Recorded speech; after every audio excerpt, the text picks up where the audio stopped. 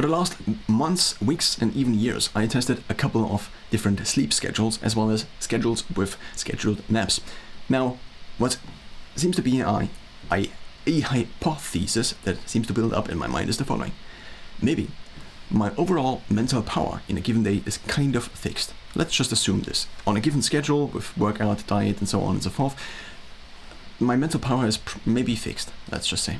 Then I need to rest at a certain part of the day. So if we assume time on this axis and we assume the mental intensity or the mental power, let's just say I'm a computer and I have a power.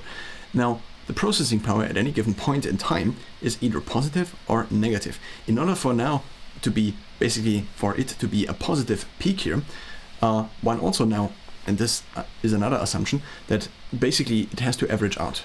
It's 0, for example, maybe over a given day. This could also be slightly higher than 0 if we assume that I have to sleep 8 hours in a given day and then I'm 16 hours awake. So this could be basically and if we have 3/3, it could be basically on the lower third, if this makes sense.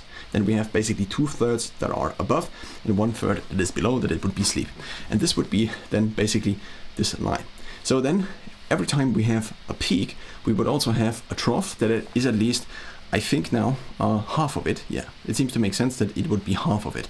So now, what has been the result of experimenting for years now is that if I am able to not properly sleep, let's just say, but also to maximize maybe just using my hours in a given day, what seems to work somewhat well, if I can schedule this like this, that every working hour, at the end of the 50th minute, basically from minute 50 to 60, I take a nap that takes 10 minutes. Now, often I don't actually fall below, I think, basically into the regeneration zone. Often I think I might just be from the demand maybe up here or up here. I might just fall basically down to basically the 1/3 line, where below would be sleep as regeneration.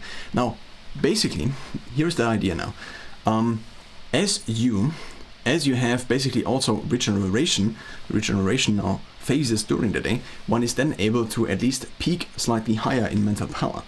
That is kind of the main idea. But of course only if these short breaks are actually recreational. If the break is maybe watching a YouTube video on 3 times speed, or maybe having a discussion with somebody, then this might be, or eating something that then elevates all of your systems and makes you mentally foggy, then this might not be so useful.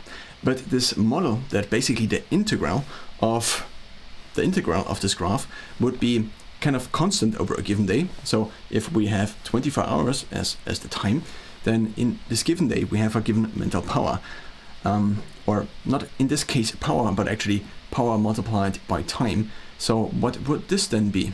I think it is called capacity. I think this is the English word. So similar to a battery capacity, for example.